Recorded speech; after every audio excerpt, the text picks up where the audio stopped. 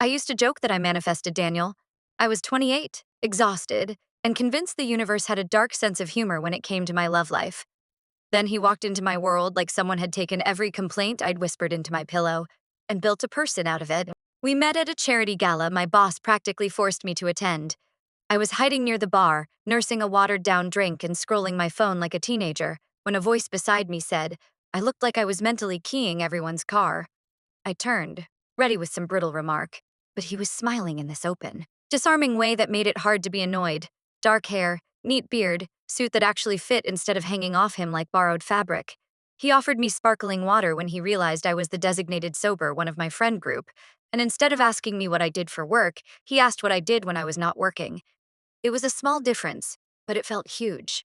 He listened, really listened. When I said I loved old bookstores, he remembered the exact one I mentioned and took me there the following week, pretending to discover it as if we had just stumbled on a secret. When I ranted about my family's talent for turning any gathering into an interrogation, he laughed and said he grew up the same way. Then he proved it by being unbearably charming when he met them, helping my mother with dishes without being asked, talking football with my father, asking my sister about her art instead of when she planned to get a real job. Everyone loved him. It was almost irritating. The romance was fast but not frantic. Flowers appeared after bad days. Not grand gesture bouquets, but small hand-picked arrangements that looked like he had actually chosen each stem. After our first big argument, when I'd snapped and told him I hated feeling like a project he was trying to optimize, he showed up the next day with my favorite pastries and a carefully worded apology that hit all the right notes. It was his timing more than anything. He always seemed to know exactly what to say, how long to give me, when to push, when to back off. I told my best friend that it felt like being with someone who had already dated the worst version of me and decided to stay. The first time he made the joke, it slipped past me the way a shard of glass might slip into your hand when you're washing dishes. You feel something sharp, but by the time you look, the water is cloudy and you are not quite sure what cut you. We were at dinner with friends, the sort of noisy restaurant where you have to lean in to be heard. Someone asked about our wedding date, and I laughed and said we were still juggling venues. Daniel clinked his glass and said, almost lightly, that he just hoped I made it there in one piece. If she even makes it to the wedding, right? He added, grinning. The table laughed. One of our friends teased him about cold feet. Someone joked about me tripping in my heels. I laughed too, because that is what you do when everyone else has decided something is funny. But the phrasing lodged somewhere in me. Not cold feet, not typical pre-wedding nerves. If she even makes it to the wedding. On the way home, I almost brought it up. Then he slipped his hand into mine at a crosswalk and told me he could not wait to see me walk down the aisle, and the words died on my tongue. People say odd things when they are trying to be witty. I told myself it was nothing. Except it was not just once. The joke became a thread that wove itself through everything. Thin at first and then thicker, more present. When I missed a step on the stairs one morning and caught myself on the railing, he whistled and said, careful. You know, you are not going to make it to the wedding if you keep trying to launch yourself down the stairs. When I talked about honeymoon ideas, he smiled over his coffee and said, planning that far ahead, are we? Confident you will still be around? When I stood on a low stool to see myself in my wedding dress at the boutique, he chuckled from the couch where he was scrolling his phone and said, do not fall. I need you alive at least until the deposits are non-refundable. Each time, I tried to make my smile reach my eyes. Each time when I said that was morbid, he would bump my shoulder or kiss my forehead and say he just had dark humor. That I knew he was like that. Like this was an established character trait I had signed off on. After a while, it stopped feeling like individual jokes, and more like a script he was committed to rehearsing. I started writing them down in a notes app, half as a way to convince myself I was not exaggerating. It took only a week before the list looked uncomfortably long. Tuesday, with your driving. You will never make it to the altar. Wednesday, do not stress about the guest list. You may not make it that far. Friday, if anything happens to you before the big day, at least I will have the catering all to myself. Once a day, sometimes more. Always with that same tone. Playful but just slightly too flat underneath. Like a song played a little off-key. Eventually, I told him it bothered me. It was a Sunday evening, and we were putting together wedding favors at the dining table, hands moving automatically as the television murmured in the background. He dropped another one of his lines about me not making it, and before I could swallow it, the words came out. Can you stop saying that? I asked. About me not making it to the wedding. It is not funny, he blinked, like I had suddenly switched languages. I am just kidding, he said. You know that. I know you say you are kidding, I replied. My heart was beating too fast for such a simple conversation. But you say it all the time. It feels strange. His expression shifted in a way I did not like, very slight, but it was as if a curtain dropped behind his eyes. You have been really sensitive lately, he said slowly. Ever since we got engaged, actually. It is like you are waiting for something to go wrong. That is not what I am saying. Is it the stress? He continued, as if I had not spoken. Because planning a wedding is stressful. My sister went a little paranoid too. Kept thinking her fiancé was going to leave her at the altar. Maybe you are doing some version of that. I am literally asking you to stop making jokes about me dying before our wedding, I said. That is not paranoia. It is a reasonable request. He sighed then, the put-upon exhale of someone forced to deal with an overreaction. He stood, came around the table, and wrapped his arms around my shoulders from behind. Hey, I am sorry, okay? I did not realize it was getting to you. I will tone it down. He kissed the top of my head. I did not mean to freak you out. I felt myself relax just enough to breathe. Then he added, almost gently, you know, though, if anything did happen to you, people would probably say you brought it on yourself with all this worrying. Like you cursed it into existence. He said it with a soft chuckle. Like this was another layer of the joke. I did not laugh. He squeezed my shoulders a little tighter, then let go and went back to folding tiny boxes like nothing had happened. That night I dreamed I was walking down the aisle alone. The church was full, every pew packed, but there was no music. Just the sound of my shoes on the floor and the murmur of people whispering. At the front, instead of Daniel waiting for me, there was a closed casket draped in white. The flowers were the same ones we had chosen together. When I reached the casket, I tried to turn and run, but my feet would not move. Someone behind me said my name in Daniel's voice, but when I looked back, everyone in the pews had his face. I woke up gasping. The room was dark, the kind of deep quiet that makes the shadows feel heavier. For a second, I did not understand why the air felt thick with someone else's presence. Then my eyes adjusted, and I saw him. Daniel was sitting in the chair by the bedroom window, hands folded, just watching me. I jerked, grabbing at the sheets. What are you doing? He smiled, slow and calm, as if this were the most ordinary thing in the world. Just making sure you are still with us, he said softly. For now. For a while, I convinced myself that it was stress making everything feel strange. There is something about wedding planning that brings out the worst in people. That is what everyone kept telling me. My sister said it when I snapped at her about the guest list. My mother said it when I cried over chair covers. Even the bridal consultant at the dress shop told me, with a practiced laugh, that brides become a little unhinged this close to the big day. So when I replayed waking up to Daniel watching me in the dark, the words just making sure you are still with us looping in my head, I told myself it was a weird moment, not a sign. I told myself I was tired. I told myself to focus on cake flavors. The bakery was bright and too warm, the kind of place with pastel walls and framed photographs of smiling couples feeding each other neat little bites of cake. The baker set down 3 plates between us and described each one like she was unveiling a masterpiece. I reached for the slice of lemon with raspberry filling because I already knew, before it even touched my tongue, that it was what I wanted. Light, a little tart, nothing too heavy. I took a bite and closed my eyes. This one, I said. I love this. Daniel was chewing the chocolate one, his expression unreadable. He swallowed, took a sip of water, and finally tried the lemon option as if it were an obligation. He made a quiet sound, not quite a cough, not quite a laugh. Yeah, no, he said, shaking his head. Too sharp. I cannot stand lemon cake. The baker smiled politely. We can always do a half and half tier, or I cut in, still cradling my little fork like it might save me. We could do lemon for the top tier at least. For us. The rest can be something else. It was a small compromise, reasonable, something any normal couple would negotiate. I turned to him, expecting at worst a teasing comment. Instead, I watched something cold flicker across his face. You are already exhausted planning this thing, he said, his voice a little louder than necessary. Do we really need to complicate it because you are stubborn about cake? You will drive yourself into an early grave at this rate. He laughed at the end, like it was a punchline.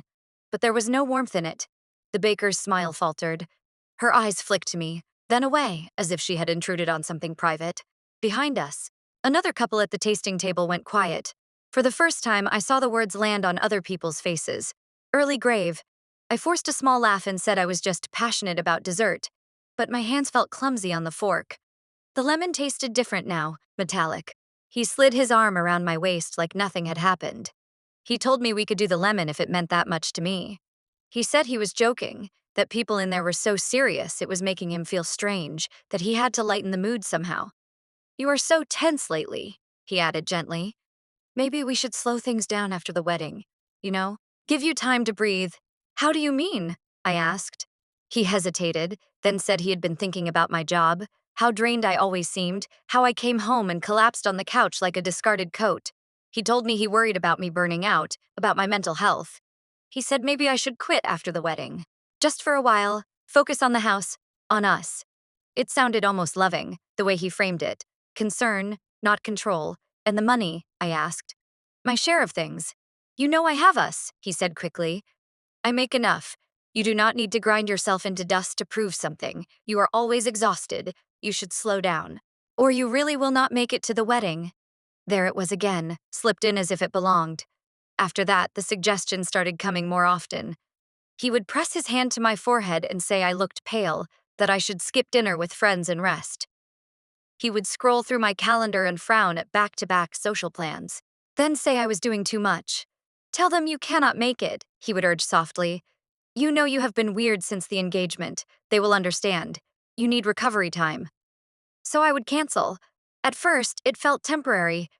Then I noticed the pattern. My name in the group chat preceded by messages like she canceled again. Little jokes about me being swallowed whole by wedding planning.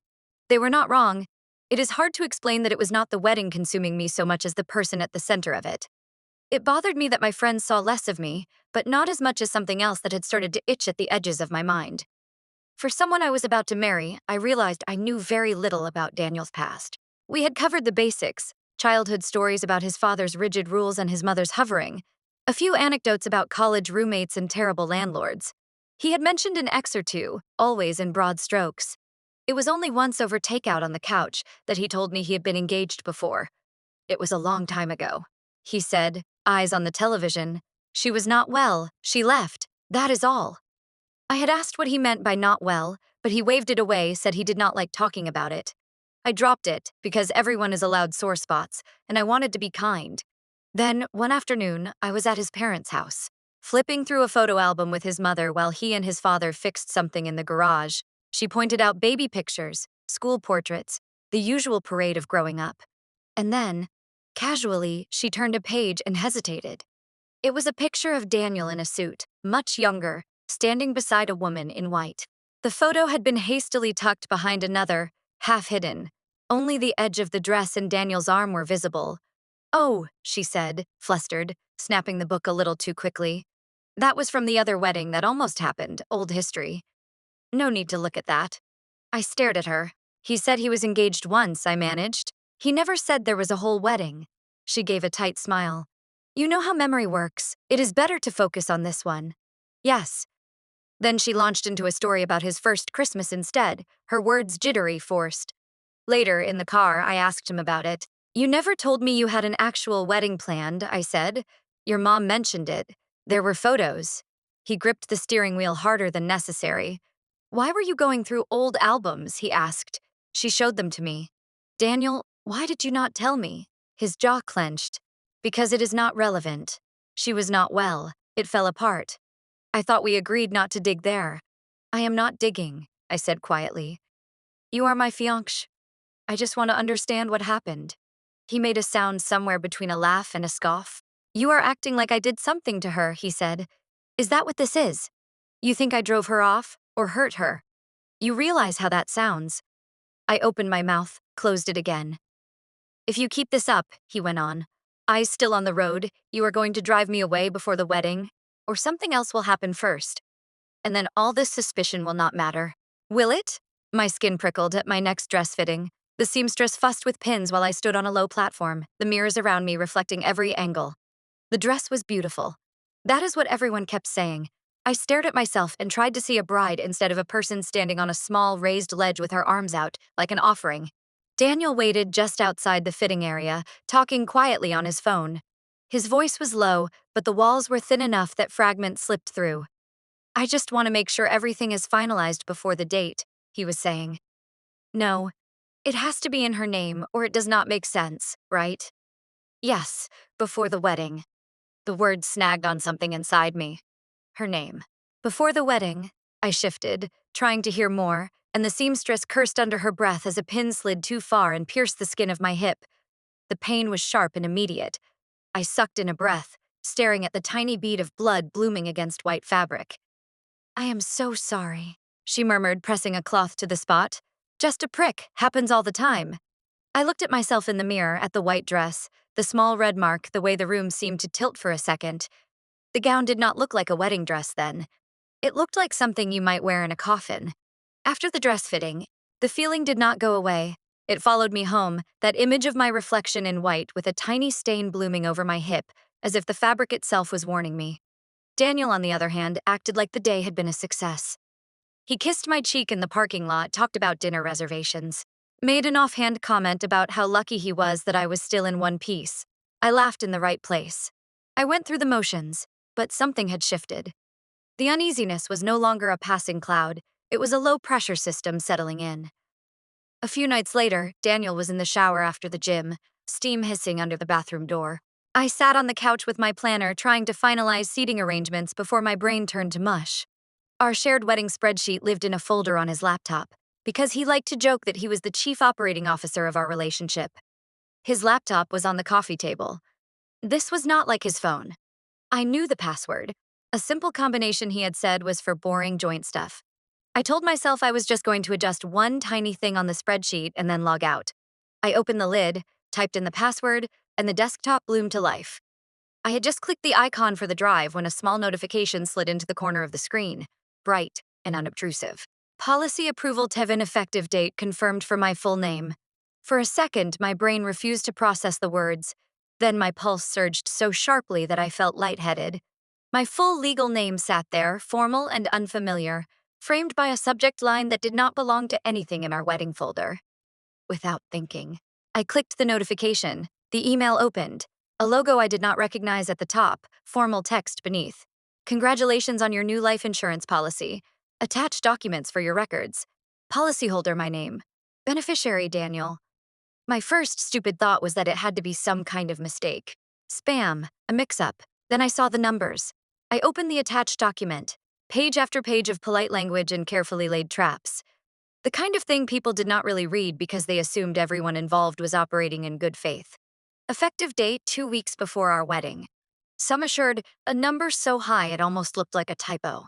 It was not the kind of policy you got to cover funeral costs or a mortgage. It was the kind of payout people whispered about on crime shows. My hands trembled on the trackpad as I scrolled. Under cause of death, the familiar bland phrases, accident, illness, unforeseen circumstances. A neat umbrella for anything that might happen as long as it could be framed as not deliberate on the beneficiary's part. Then there was a section that made my breath snag.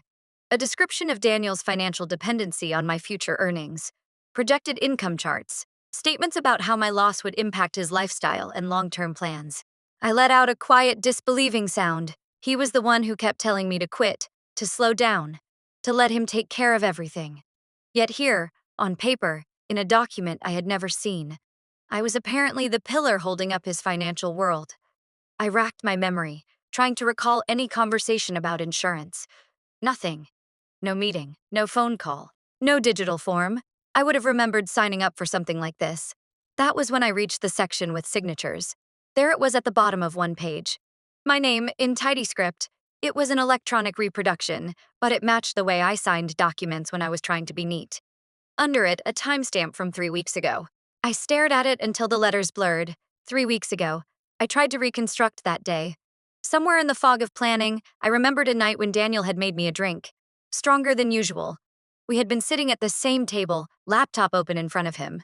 He had told me he needed help with some online forms for the venue. Something about cancellation policies, refund windows, all the boring logistical things that made my eyes glaze over. He had turned the screen slightly away from me, humming to himself as he typed. Then had said he just needed me to confirm something with a code they would send to my phone. I remembered him saying it was in my name because I was the one who had booked the place initially. I remembered the way he had watched me as I read out the code, the gentle squeeze of my shoulder when I did it. I did not remember signing anything. I did not remember seeing the words life insurance.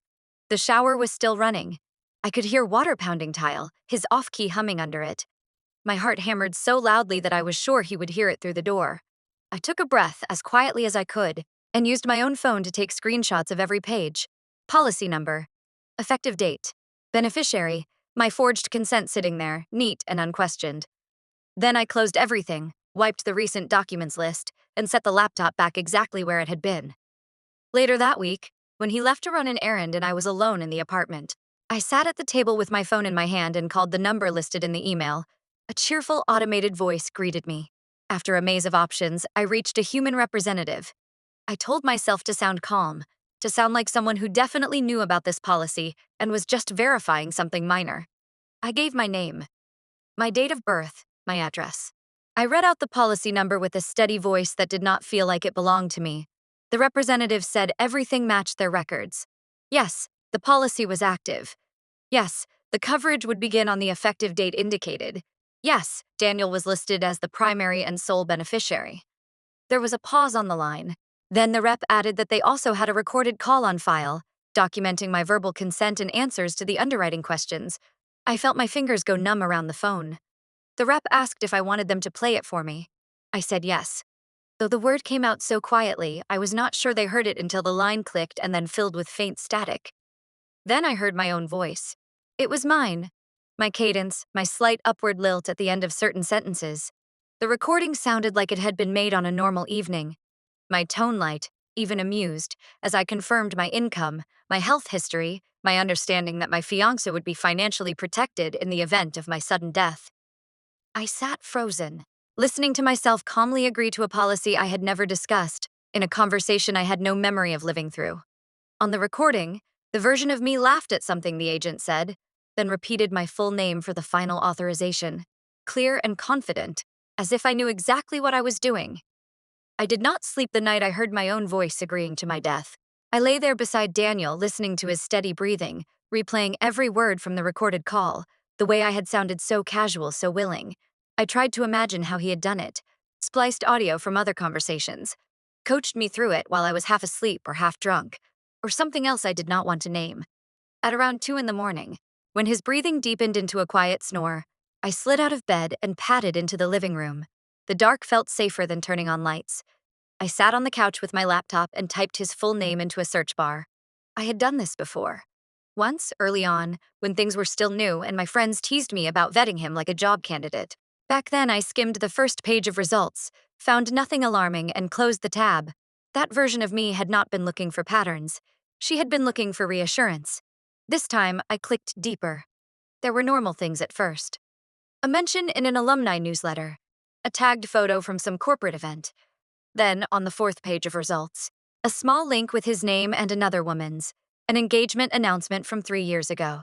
Daniel and a woman named Laura, smiling stiffly in front of a fountain, her hand raised to show off a ring that looked very much like mine. My stomach clenched. The date of the article was clear. Underneath. The comments were full of congratulations.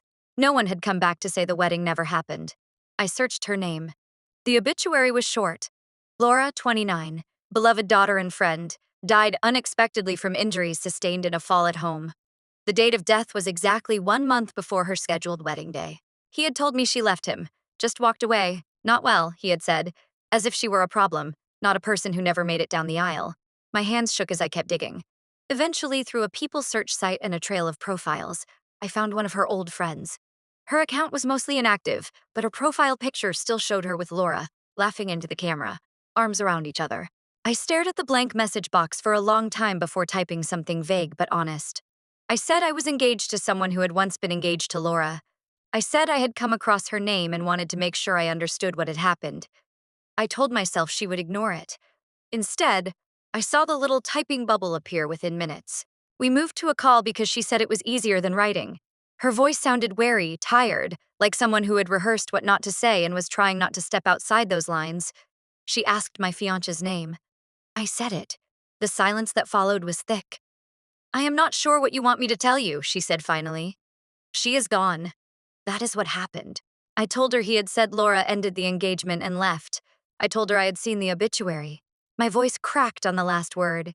He said she left. Her tone sharpened. That is one way to put it. She left down a flight of stairs. She took a breath, then another. As if deciding how much she was willing to revisit. Laura had been happy at first, she said, completely swept up in him. He had been attentive, charming, generous. Then, as the wedding planning ramped up, he became controlling, in ways that were easy to write off as concern. He wanted her to quit her job, wanted her to rest more, wanted her to see friends less because they were stressing her out. And the jokes, the friend added. He had this thing about saying she would not survive the stress of the wedding, that she would not make it to the big day at the rate she was going. We all laughed. At first, dark humor, whatever. But she started saying it herself after a while, that she did not think she would make it to the wedding, like it had lodged in her. My throat felt tight. The friend hesitated again before saying there had been a life insurance policy. A big one. He had framed it as being responsible, wanting to make sure she would be taken care of if something happened to him, but somehow the policy had ended up on her. Not him. She told me about it over coffee, the friend said. She laughed it off, but she did not sound amused. She said it made her feel like a character in one of those documentaries, and then she fell. No witnesses. Just him finding her. They said it was an accident. Maybe it was. I do not know. I just know she kept saying she felt like she would not make it to the wedding. And then she did not. After we hung up, I sat there for a long time, the room spinning slowly around me. The next day, I requested a copy of the public accident report. It arrived by email, a bland attachment with her name in the subject line. The report was sparse. She had fallen down the stairs in the home they shared. No sign of forced entry, no obvious indication of foul play. Daniel had called emergency services, but she was pronounced dead at the hospital. The toxicology screen was clean. The notes repeated the word accidental in slightly different ways, as if hoping repetition could turn uncertainty into truth. Buried in the paperwork, amid jargon and codes, was a small note about an insurance payout processed within months of her death. Policyholder, Laura. Beneficiary, Daniel. Engagement, jokes. Policy, accident. My vision narrowed. I had to put my head between my knees to keep from fainting. Pattern hunting where none existed. People fell. People died. Insurance was normal. Jokes were just jokes. But when I closed my eyes, I saw Laura's name and my own, and the line that connected them through him. I grabbed my keys and went for a drive because the walls of the apartment felt too close. The sky was clear. The streets mostly empty. I told myself the movement would help. That focusing on something simple like staying in my lane would quiet my mind. A few streets from our place, approaching a four-way stop, I pressed my foot on the brake. There was a delay. Not long, not dramatic, but noticeable. The car seemed to glide for an extra beat before slowing, as if the world had slipped on ice. A horn blared behind me as I rolled a little too far into the intersection. My heart leaped into my throat. I pressed harder, and the car finally jerked to a halt. I sat there, breathing fast until the other driver sped past with another angry honk. Maybe it was in my head. Maybe I had just misjudged the distance. On the way back, I tested it again on an empty stretch of road. Light pressure, then heavier.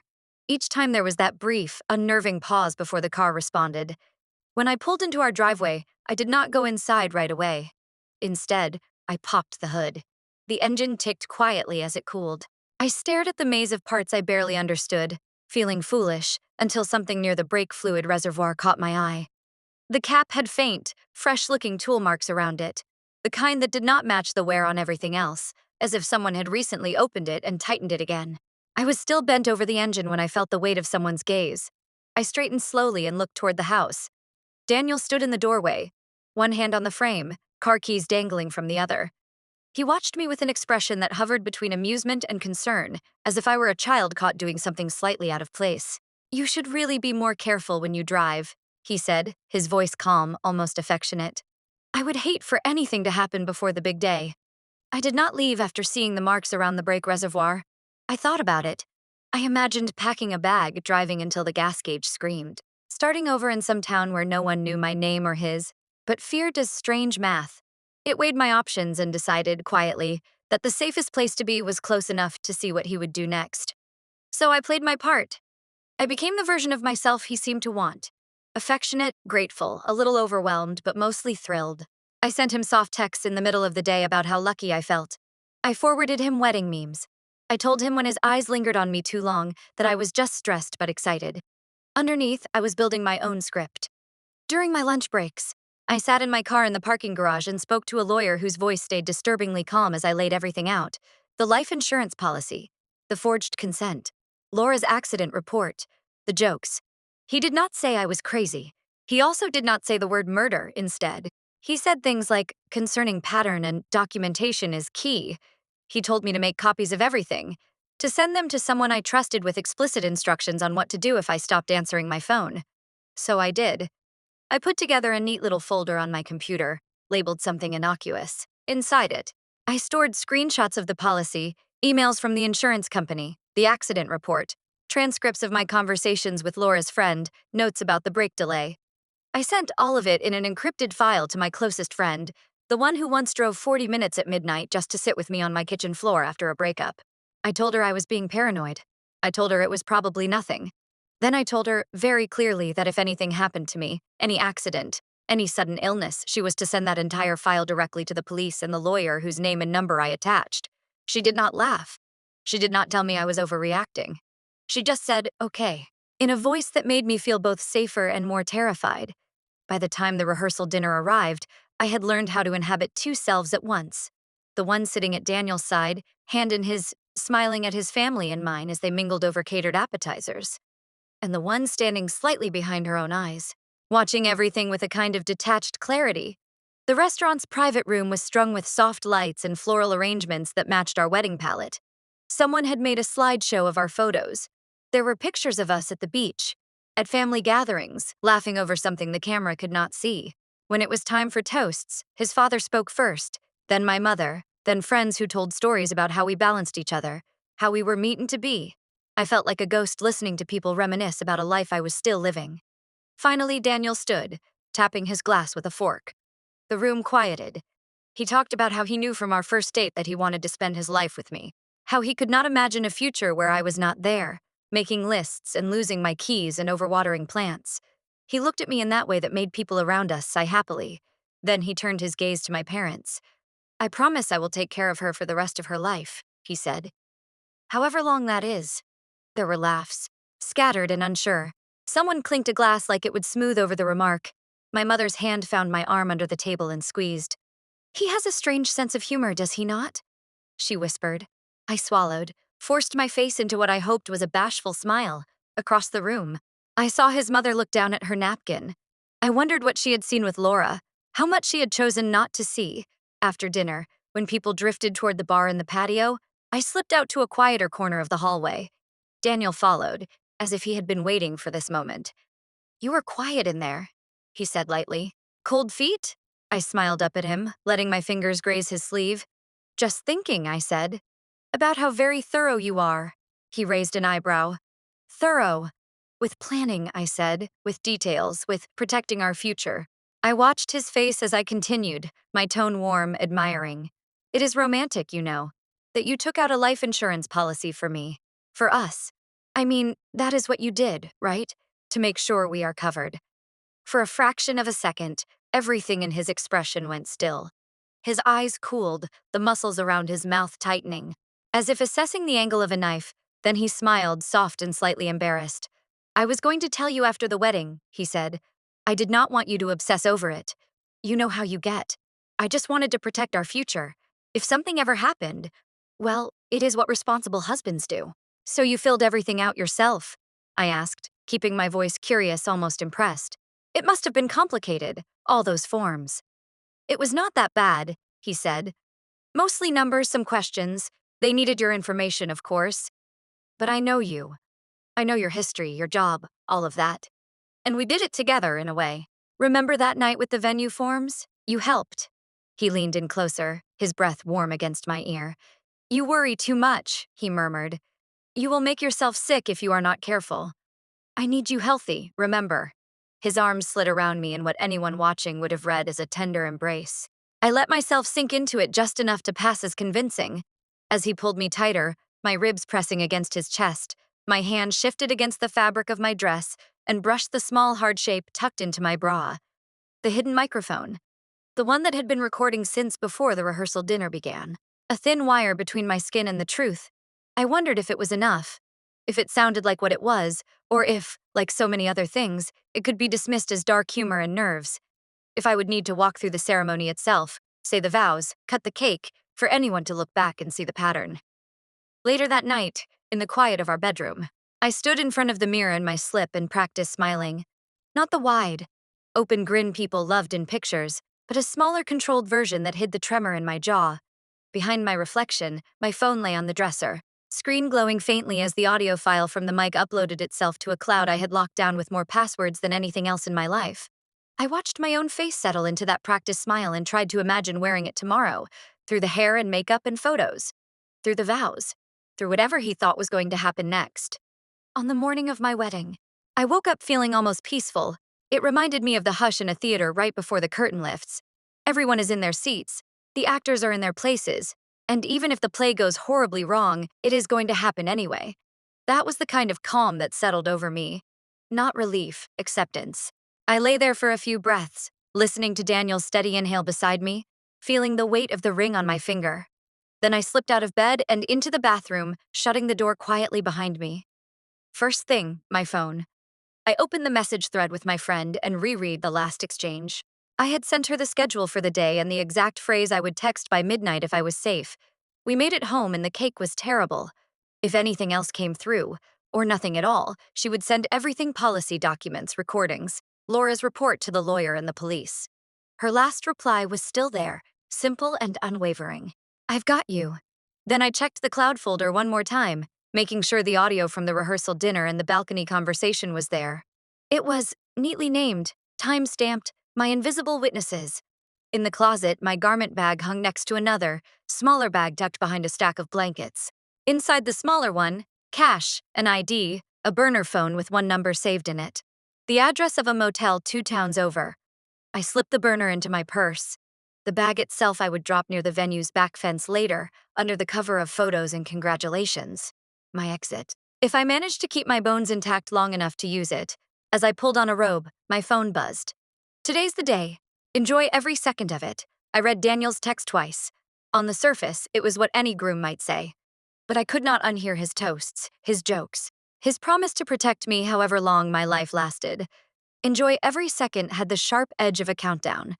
At the ceremony site, everything looked exactly as it had in the vision boards and spreadsheets. White chairs, flowers climbing over an arch, soft music floating through hidden speakers. People moved around like pieces in a polite game. Photographers, cousins, vendors, and Daniel already there overseeing. He had insisted on candles for ambience, thick pillars lined along the back exit doors, their flames wavering close to swags of fabric, and a conveniently positioned tablecloth that nearly brushed the floor. I watched a coordinator move one candle back from the edge, frowning at the proximity. Fire hazard, she muttered. I tucked that away with all the other hazards. The balcony where we would take photos later jutted out from the second floor, framed by garlands and fairy lights. From the ground, I could see the railing, decorative, pretty, a little too low, perfect for a romantic shot of a bride and groom, or an accidental slip. As I turned away, I spotted Daniel talking quietly with a man in a dark suit I did not recognize. He was not family, not one of the groomsmen. When he turned his head, I caught a glimpse of a discreet little lapel pin with the logo I had seen in emails from the insurance company. When our eyes met, the stranger gave me a polite, generic smile. Daniel said something I could not hear, and the man nodded, clapping him on the shoulder like an old friend. Who is that? I asked later when we were alone for a moment before the ceremony. Just an old colleague, he said easily. He helped me with some paperwork. Wanted to be here for the big day. He smoothed the strand of hair away from my face, fingers lingering a second too long. You look beautiful, he added. Try not to faint out there. Okay, I would hate for anything to happen before I get to say I do. When I walked down the aisle, my legs felt strangely steady. My father's hand shook on my arm, but mine did not. The faces around us blurred into a wash of color and damp eyes. All I saw clearly was Daniel, waiting at the end, looking every bit the devoted groom. The officiant's words rolled over us like a tide I had heard 100 times in movies. Love, honor, cherish, for better, for worse, death. When it was Daniel's turn, he took my hands and looked straight into my eyes. No joking tone now. His voice was low, filled with a conviction that would sound beautiful on any recording. I will love you, he said, until your very last breath. There it was. A promise, a threat, a line that could play under any montage the future might choose. The guests murmured approval. Someone dabbed at their eyes. My own vows caught in my throat for a moment. I forced the words out, clear enough for the microphone to catch. Part of me cataloged every phrase. imagining an investigator listening later, wondering at the tremor in my voice. When the officiant finally said that he could kiss the bride, Daniel cupped my face in both hands. The kiss itself was soft. The way his fingers dug just slightly into my jaw was not. A reminder that he could hold. And he could hold too tightly. Applause washed over us. Petals floated through the air. For a moment, in the noise and the light, it was almost possible to believe this was just a wedding. Then the photos began, and the motion carried us through posed smiles and orchestrated laughter until, at some point, the photographer suggested balcony shots. Just the two of you, Daniel echoed, his eyes bright. We will not be long. The balcony was quieter, the music from below softened by distance. A breeze lifted the edge of my veil. From up here, the drop looked further than it had from the ground. The railing pressed against my hips as I stepped close, the photographer fussing with angles before retreating inside for a fresh battery, leaving us just a second. Behind me, I felt him move closer. His hands slid onto my waist, fingers settling in the space between bone and fabric. See, he murmured near my ear. You made it to the wedding after all. Down below, people were tiny, moving dots. Somewhere in the building, my phone was tucked into a clutch with a half-written text draft. Somewhere beyond the hedge, my escape bag was hidden under a loose board. Somewhere in a server far away, copies of everything he had done waited like landmines. If I died here, I thought, I would be the girl who tripped. The one who always was a little overwhelmed. His last joke would become everyone else's first theory. If he went over, I would be the wife who walked onto a balcony and came back alone. His grip tightened, just enough for me to feel the potential in it. The air seemed thinner. Time narrowed to the width of the railing. I turned. There was the sharp scuff of shoes on stone, the sudden lurch of weight shifting, a hand grabbing for something that was not there, the rush of air in my ears, and then nothing at all.